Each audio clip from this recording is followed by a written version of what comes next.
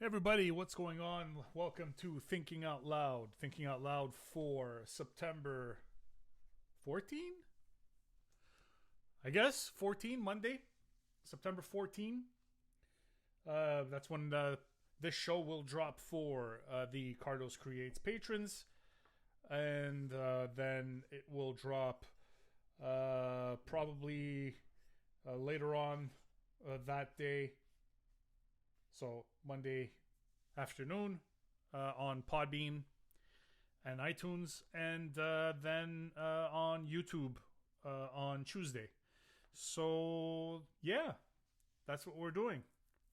September 14th, 2020. We're gonna do a little podcast volume check. The mix on the last podcast wasn't great. The intro was very low.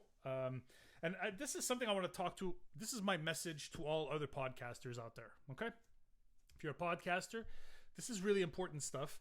You need to boost the levels of your master mix so that the listener has the option of turning down the volume. Okay, this is very important. And I think a lot of guys, when they do their mix in their headphones, they mix it to the level that they're listening to, as opposed to the maximum volume that you can put it without the sound peaking. Because some people listen to podcasts, they don't listen to podcasts with noise canceling headphones. They don't listen to podcasts in a quiet environment. I know for a fact some guys work on construction sites and have their AirPods or earbuds in while they're working, and some shows are louder than others, and it's a lot more difficult to actually listen and hear certain podcasts.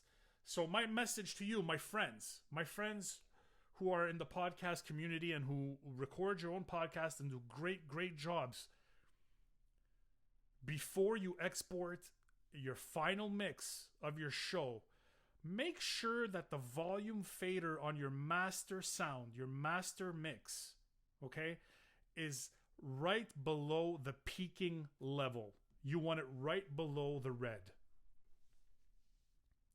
As I'm recording now, my master DBs, I have a dual screen setup right now. So if I'm looking at my master, I'm at minus 8.9 decibels.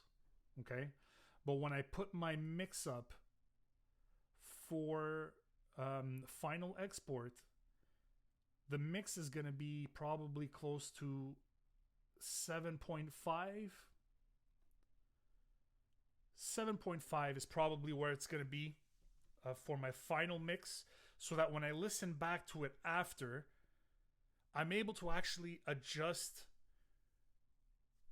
with my AirPods, because these are noise canceling Sennheiser headphones. They're really good.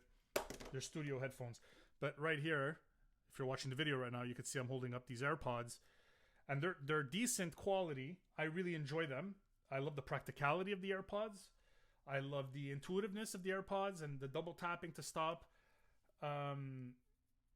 But I noticed when I listened back last week, not just to Thinking Out Loud, but to a couple of other shows, I'm boosting the volume level in my AirPods just so that I can be able to actually hear what's being said. And you never want to do that. You never want to do that for listeners. You want to give them the opportunity to actually turn down the volume to a level that's comfortable for them. If they're jacking it, if they're boosting the volume to their highest levels, then your master mix is too low. So just a little shout out just to my podcasting friends out there, and that's something that I noticed about Thinking Out Loud last episode. And I'm going to be making sure that I double check that for today's episode, so you won't have to deal with that stuff. See, I'm looking out for you. On the last show, I talked about how Montreal is in the green zone with the color-coded COVID um, readiness chart that the government unveiled. And the day after I released the show, one of the newspapers here, the Montreal Journal, actually said in one of their headlines, is Montreal close to the yellow zone? So they're already preparing us for the fact that, first of all, they're not testing as much, and secondly, they're not reporting all the cases when they come in. Test results have been a lot slower to come in. I'm still waiting for test results from the kid in my son's class who had been tested. So everything's up in the air right now, and I'm not a conspiracy theorist, but we know for a fact that the governments are hiding their preparedness. They're hiding their real plans and what their real intentions are behind certain things, and it sucks. It sucks to be stuck in that situation. I mean, it sucks for the average person, but for imagine people with immunocompromised family members or children. It's not something that really is confidence inspiring. So right now we're in a lime green as opposed to we're in a lemon lime. We're in the Sprite zone. We're in the lemon lime zone of between green and yellow before they announce that it's yellow. And once they announce that it's yellow, you got to know that they're probably closer to orange, going by their own metrics. And before you know it, it's going to shoot up to a red, and we're going to skip right over the orange because nobody wants to be in the orange. That's where we are now. Oh, jeez, Alou. Oh, another thing. For the patrons on Carlos Creates, I released the video podcast of this show the other day. When I first released it, I released it as soon as it was available. But I didn't release an audio podcast. I'll be honest, I don't know how to give you guys a link to the audio podcast. I don't know. I'm gonna have to work that out. So I might just release the audio podcast as an audio file inside of Patreon. Maybe it's easier for you to listen to the podcast than to watch a video of me sitting in my studio for 45 minutes or an hour and a half, depending how it ends up turning out. But that's something that I realized only after, and I want you guys to be able to get the podcast in the form that's best for you to watch or to listen.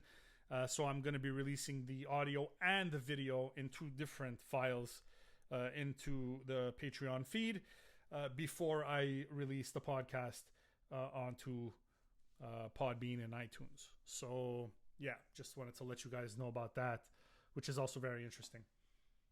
I'm also working on getting a promo code for a special promo code for a sponsor that I'm working behind the scenes right now, and I sent a couple of emails. I've already been in contact with this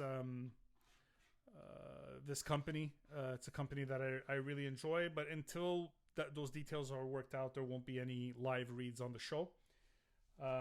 But expect that probably in the next month, hopefully, we'll have and not just your standard podcast code, but something different, because I think people have been listening to podcasts for years now, and we may have all tried some of these companies, be it ButcherBox or Blue Apron or MeUndies or whatever it may be. And a lot of these promo codes are for first-time users, which is kind of unfair. So I'm working on something, and hopefully I'll be able to announce that soon. So keep keep that in mind going forward. Should be cool. We'll see what happens with that. One thing I wanted to talk about, and this is it's about boundaries. Like I put myself on on dating apps in the past, and in the past I've put myself out there with pictures and not the bare minimum. I wouldn't say the bare minimum, but kind of like, yeah, this is me, and come and talk to me if you're interested, type of thing. And yeah, I there's a lot of interest. I get a lot of messages. I get a lot of likes. I get a lot of, but I'm 41 years old, and I don't need. I've gotten to the point where I don't need to appeal to 10,000 women. It's not something that interests me at all. I'm not. I don't need that validation, and I'm not judging anybody who is. That's you do what you got to do for your own self-esteem. But that's not what I'm there for. I'm actually there to find somebody who's I'm just looking for one person who's the right match for me. So I've been extremely picky is not the word, but descriptive in the things that I want, but especially the things that I don't want. And it's helped to pare down and to really focus down the amount of attention that I'm getting on that app. Which is good. It's fine. But even then, it's still too much. It's too much in the sense that like you're not reading what I wrote. You're not reading it. And I guess that's fine. What can you expect? You can't really make people, they don't sign a waiver saying I'm going to read everyone's profile before liking or deleting. But it's disappointing. It's pretty disappointing, and and for me it was super important to be very descriptive, to put up those boundaries. Like, I'm an ex-smoker. Like, you could be the most gorgeous woman in the world, but if you smoke 2 cigarettes a day and you need to, you're not for me. It's not going to work out. It's not something that I'm looking for. I don't want to smell an ashtray around. I just don't. That's my personal choice. And I'm fine with a person who might not even respect that. I have that, that's my choice, and they might not be happy with it, but that's okay. I mean, my point is, you're not for everyone. You're not for everyone. If you were for everyone and everyone was for you, how the hell do you choose? How the hell do you make that choice of the person that you want to... If everybody's for you, then nobody's special. Right? Like, so I don't want to push... I don't want to... I want to put boundaries up, but not push limits. But it gets frustrating when, smokers and party people are sending me messages, and they're asking if I'm just looking for having a good time, and when it's quite clear that I'm a father of 3 kids, and I'm looking for somebody who's available for a serious relationship. That's what I like. I'm getting quite personal here, but whatever. I mean, it is what it is. you know. And if you're less available than I am, um, be it from your job or children, look, I get it. Like if you have 3 kids and I have 3 kids, we have the exact um, same type of responsibilities, and we're not right for each other. Like you need somebody who's going to be there, who's going to be more available for you. That's the way I look at it. And if you just need to find that person who's going to be able to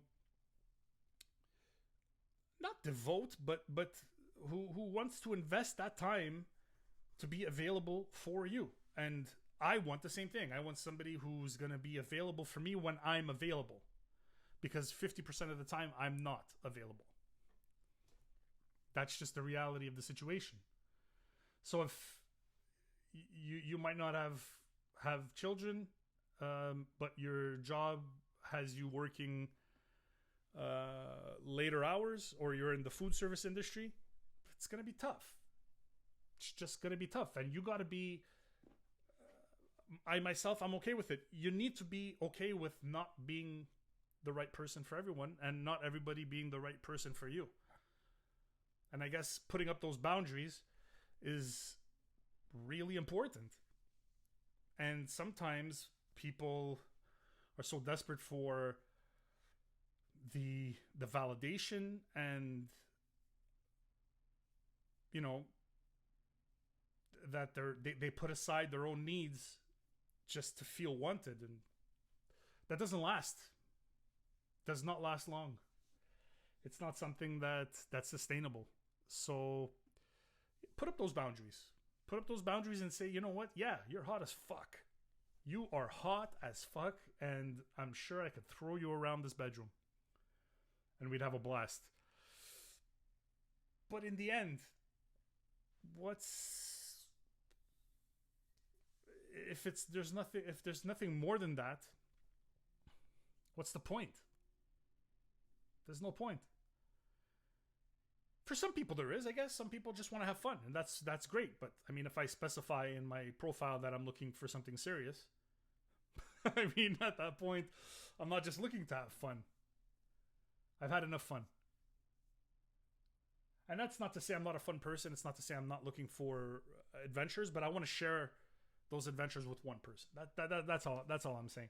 And yeah, some people have a hard time with that. They have a really, really, really hard time with that. And another thing I noticed is from these dating profiles, a hot pink lipstick and hoop earrings, you can only pull it off if you can pull it off. You know what I mean? And you need to have a little bit more self-awareness as to whether or not you can actually pull that off. And that kind of sucks. That really, really sucks. But it is what it is, as they say. So more about boundaries. I wanted to talk about this. I don't know if you guys have watched Cobra Kai on Netflix, but I started it on Friday night or Friday evening, and I finished it. 2 seasons, 20 episodes. It's about 10 hours in 2.5 days. And this comes back to the boundaries thing, where it's too much. You can't I love binging. I love binging things because it satisfies that need for completion. But at the same time, I've been exhausted the last 2 days. I've been exhausted. my energy levels have been really really down, and it might be the change in the weather. I don't know. Like I'm gonna have to put a rule up where I can't watch more than 2 or 3 episodes of a show per night, because I went back a couple of weeks ago and I crushed Narcos season 2, and now Cobra Kai, and I'm looking at all these. I'm looking at these shows now, and there's so many that I want to watch. I watched Ozark. I finished those. What is that? 2-3 seasons. I finished the first 3 seasons of Ozark. My energy is a lot lower, and I find that because of that, then I start craving sugar, and it becomes a vicious circle of unhealthiness, and binging shows is definitely an unhealthy. And I've done it. I just got off doing it. It's a self-realization for me, where it's unhealthy for me. That I'm not gonna judge anybody else, but like for me personally, I find it's an unhealthy behavior, and I need to be more. I don't even know what the word is. I just need to be more cognizant of the fact that I get into these silos of behavior where everything goes and there's no limits. And I've done that in the past with partying, and I've done that with food, which is a bad one, and now it's these types of behaviors of just watching one episode after the other without saying, okay, I could turn it off. I'll come back to it tomorrow. So I think it's important that we have this self-realization of the things that make us weak. Things that make us weak and make us weaker, in the sense that I know I have less self-control for this, so maybe I need to have more self-control to resist these patterns of behavior. And I know for a fact that I'm ahead of the curve, in the sense that I can pinpoint and say, I need to stop this. Where some people are just oblivious to their poor choices and behaviors, or sometimes they're not. It's not even that they're oblivious, but they'd rather not look at their behavior and just push it off to the side, as opposed to being self-reflective and trying to better yourself. So that's one thing that it's a struggle for me, and I am trying to be a better version of myself as much as possible. And it's little things. It's putting up boundaries in your everyday life. It's putting up boundaries in relationships, and it's putting up boundaries in your own behaviors that can become manic very, very quickly. And it's not a fun thing to do. It's fun when you realize it. It's fun when you realize it and you say, oh, okay, yeah, I should stop this, and this, because it's going to help me. I'm going to sleep better. I'm going to wake up in a better mood, and I'm going to have a better day the next day. And maybe I won't need to repeat that cycle to get that dopamine that the binging gives me. Because it could be binging food, binging shows, it could be binging alcohol or drugs, it could be binging in affection or just physical pleasure. We need to watch out for those things. These are too much of a good thing is not good, and I hate using cliches like that, but It's something that I realized about myself. And I need to stop that. I need to really go back and look at those things and say, you know what? No. In the long run, you'll feel better. You'll feel better tomorrow if you sleep.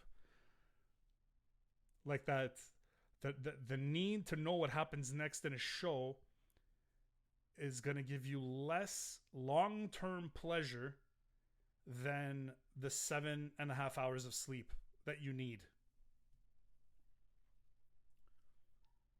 Right? I know this, like, cognitively, like it's something that it's like, yeah, I need that sleep. I need that sleep. But then you crave that, the dopamine, you crave the knowing of what's going to happen next in that show. Kind of sucks. Kind of sucks that to look at yourself and say, man, I have a weakness. I am not strong enough right now. It sucks to admit that.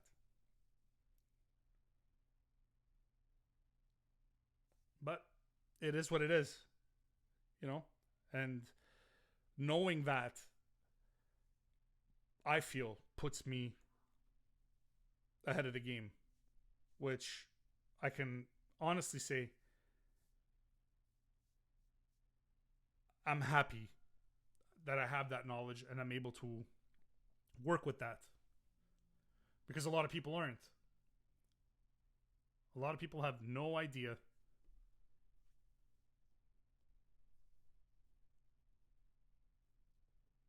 And it sucks. And then, when something smacks you in the face and a relationship falls apart, or you lose a job, or you get sick, and you're not self-reflective, and these things come to you as a shock, then all of a sudden you have less of the capacity to actually deal with whatever that trauma might be, and it makes it harder to get through those things. So you're setting yourself up for failure. And that's like, if I want to pull make a correlation here, there were thousands of people in the streets of Montreal on Saturday protesting the masks. So it was an anti-mask protest. And the people, one of their one of their reasoning was, but the cases are so low. Why are we wearing masks? And if you're not able to make the correlation to say, maybe the cases are so low because we're wearing the masks, you're not able to do that, you're either incredibly stupid or intellectually dishonest. That's plain and simple. That's what that is. Incredibly stupid or intellectually dishonest. You're not coming from a place where you're open. You're not open to understanding what the change is. If you can't make that little flip, or if that thought never went through your mind, you're not there to have an honest discussion.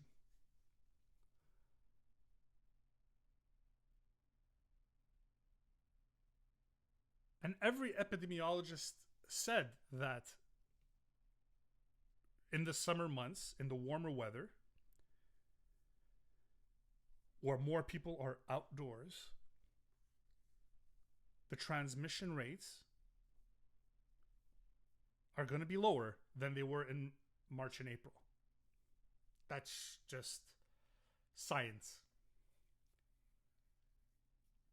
And there was always the case for The second wave,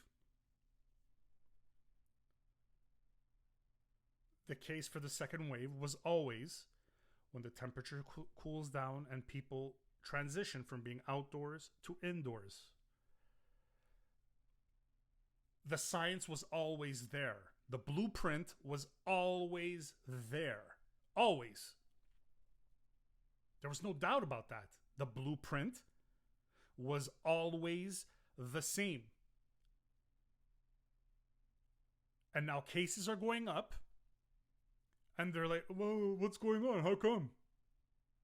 You're not paying attention. Sorry, you're not paying attention. And your opinion on what's happening is worthless to anybody. On Facebook, your opinion is worthless. Because you don't know. When the news started coming out last January, and I started looking up the history of pandemics and the correlation from how this virus reacted similarly to the virus of 1918, 1919.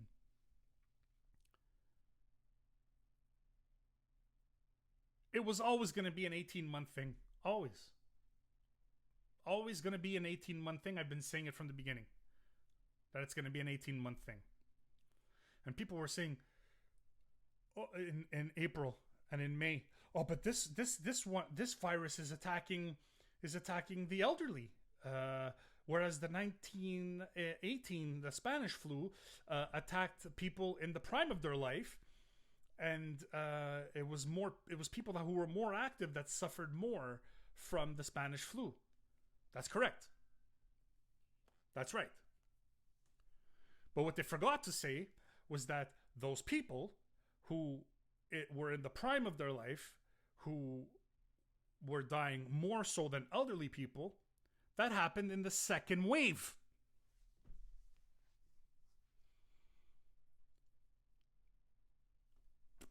It's a fact. It happened in the second wave, where healthier people had higher rates of infection, because during the second wave, first of all, there was a war going on.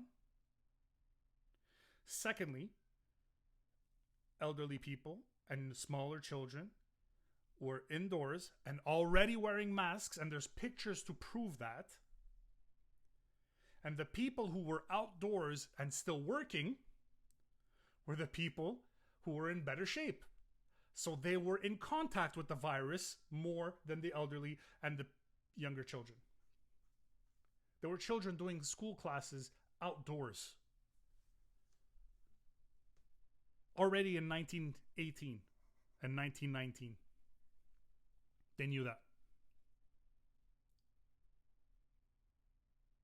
And one of the case studies of a younger person, a seemingly healthy person who died, was a player from the Montreal Canadiens who, during the Stanley Cup Finals against Seattle, died of the Spanish flu.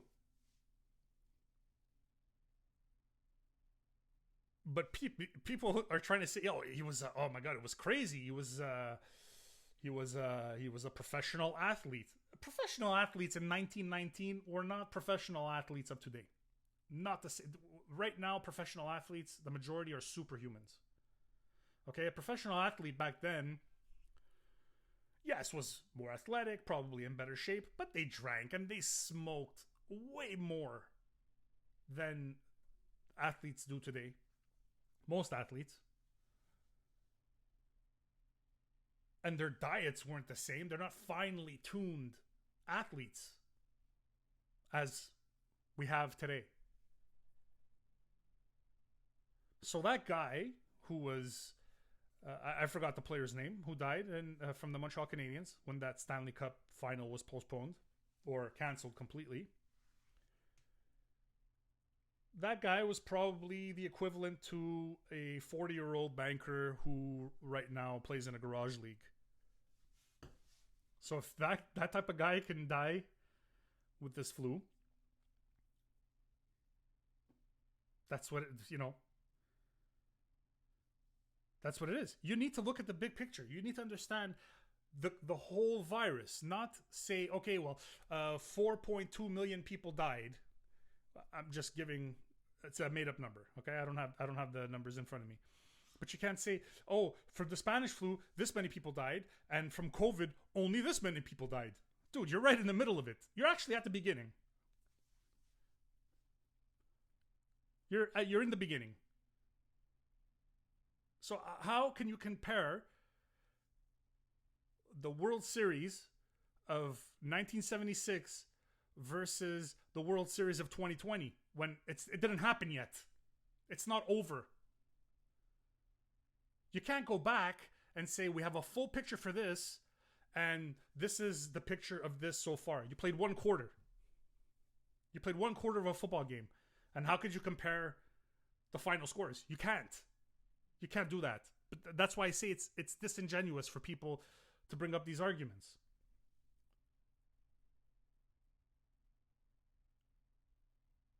Now look at a country like Israel.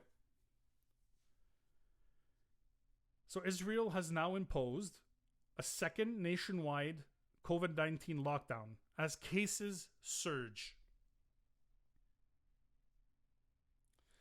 I'm going to read the article here. It says, on Sunday, Israeli Prime Minister Benjamin Netanyahu announced that a three-week lockdown will be imposed on September 18th from Rosh Hashanah due to a recent spike in COVID-19 cases in the country.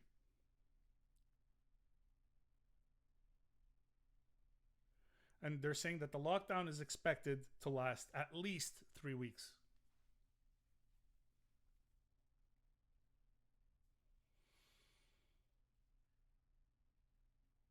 And it also says that they'll have to stay within 500 meters of their homes.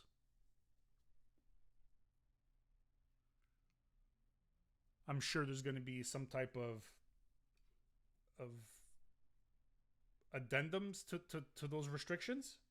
People need groceries. People, maybe have medical appointments or things of emergencies where they'll be able to, but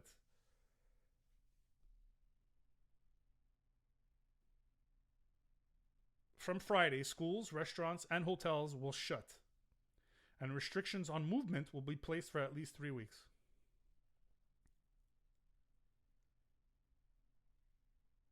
And it coincides with the Jewish New Year and the high holidays. I guess they're giving them this week, the week until the 18th, to make preparations and stock up on their reserves and their food stocks and things of that nature, medicine. They have no choice. Because and at the beginning, Israel wasn't testing as much. And the summertime in Israel is quite warmer than a lot of other countries. I'm going to be looking right now at the tolls. I'm going to give you two stats. I'm going to give you stats from Saturday. We're going to go Friday. On Friday, new cases. By the way, this is a record. 310,692 new cases, positive cases of COVID-19, with 5,807 deaths. Total deaths worldwide on Friday, 919,097 souls. Yesterday, the new cases were 282,000 with 4,984 deaths. And today, recording this on Sunday, day's not over. Some countries, like Spain, haven't reported. Sweden hasn't reported. Sweden's hiding their numbers altogether.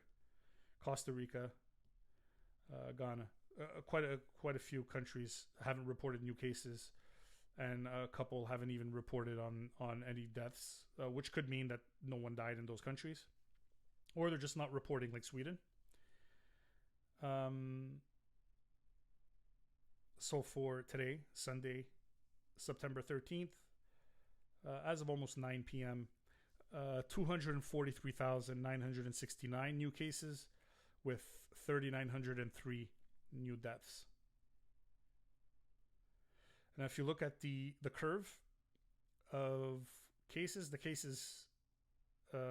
we've had 2 days where case numbers topped 300,000, and these have been in the last, hold on a second, September 4th with 304,000 and September 11th with 310,000. So we're talking in the space of less than 10 days, we've topped over 300,000 on 2 days cases. If you look at the curve for daily deaths, the peak came on April 17th, and then the curve, once countries really started imposing restrictions, the curve really came down to its lowest point, was probably in May, if I'm not mistaken, or June 1st. And then after June 1st, they started rising again. There was a new peak in August, and it started coming down a little bit. And now it seems like we're going back up. And this time, the spike is going to be a lot longer. And hopefully it's not the same type of spike that we saw in April, which would be incredibly, incredibly scary. I'm not doing this to scare anybody. I'm just saying that if you follow the graphs for both daily new cases and for daily deaths, it's it's pretty scary. Cases of the 21,946,000 closed cases, 4% of those closed cases resulted in death. 4%. You could say, well, 4%. That's not bad. It's 4%. Okay, well, if you know 100 people, scratch 4 of those people off your list. I'll beg you to just do that. Scratch 4 of those people that you know right now off that list of 100 people that you might know.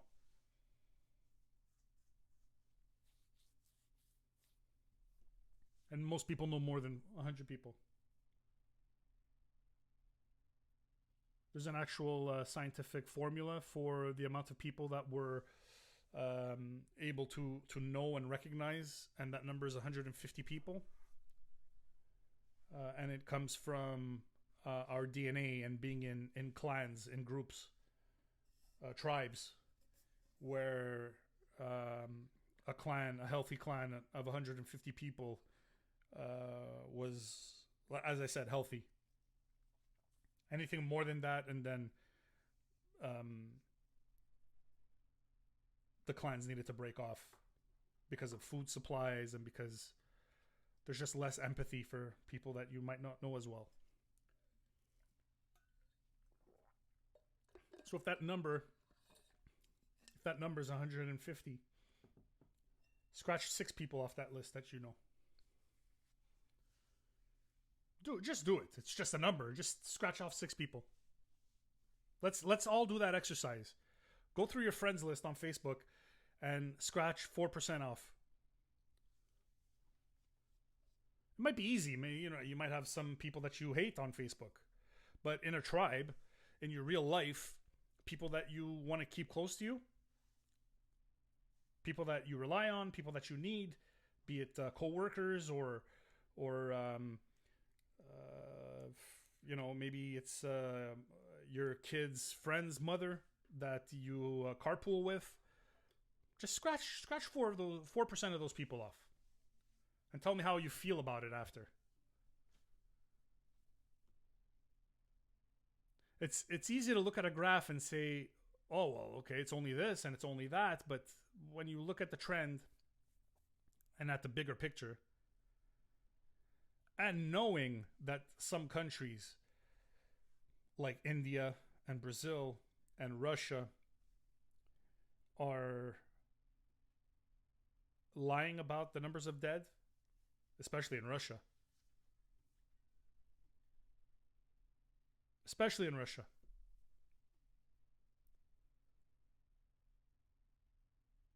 It's pretty sad. And before we know it, India is going to have more total cases than they do in the States. India was putting into production a vaccine. They rushed it. They rushed a vaccine. One of them was being done at Oxford. And they had to stop the production of the vaccine because one of the respondents had terrible adverse side effects. They want to rush. Oh, we're going to get a vaccine. We're going to get a vaccine. Rush for the vaccine. Okay. Every person that dies is a token, should be a reminder of the lack of political will from politicians and people who care more about the economy than people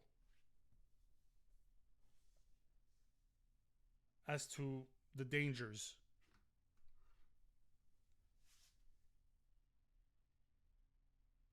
of capitalism.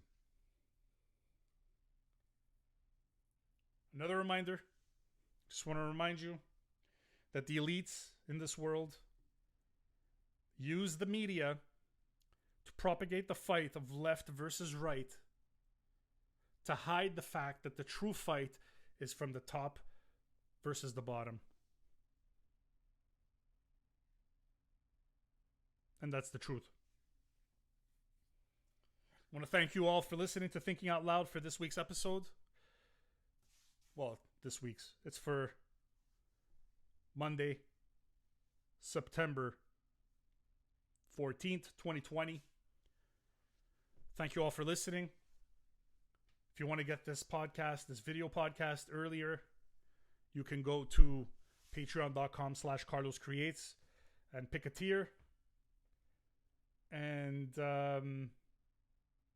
it'll really help in allowing me to, increase the production and the quality of the video and the audio. And we're going to have more fun. This was a little bit of a serious episode. And I thank you all for listening. I'll talk to you again later. Thanks. Bye.